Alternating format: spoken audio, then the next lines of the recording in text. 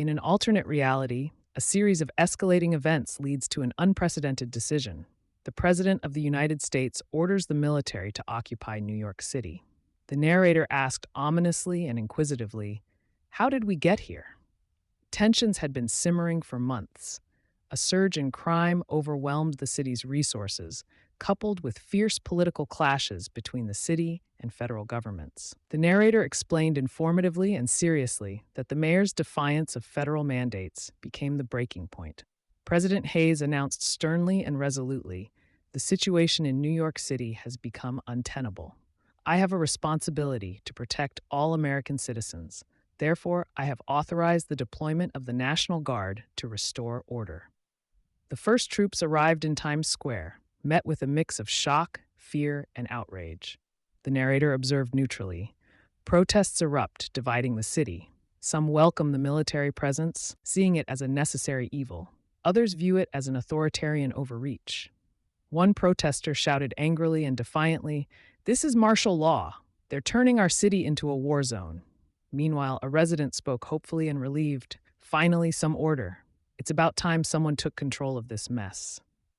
The military imposed a curfew, established checkpoints, and began enforcing federal laws. The narrator reflected melancholically. Daily life grinds to a halt. Businesses close, tourism dries up, and the city's vibrant energy is replaced with an unsettling calm. A reporter somberly reported, "The streets of New York are eerily quiet tonight. The city that never sleeps is now under a strict curfew enforced by the National Guard." Resistance began to form. The narrator described intensely and suspensefully how underground movements organized, using social media to coordinate acts of defiance. Hacktivists targeted government systems, leaking classified information. The city became a battleground for hearts and minds. The occupation took a toll on the city's psyche. The narrator cautioned pessimistically that trust erodes, relationships are strained, and the once unbreakable spirit of New York begins to crack. The long-term consequences of this unprecedented action are uncertain. A psychologist warned with concern and professionalism, "The trauma of living under military occupation will have lasting effects on the mental health of New Yorkers. The sense of security and community has been shattered." Months turned into years.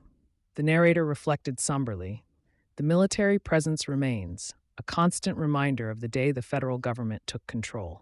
The future of New York City hangs in the balance, a cautionary tale of what happens when political divisions reach a breaking point."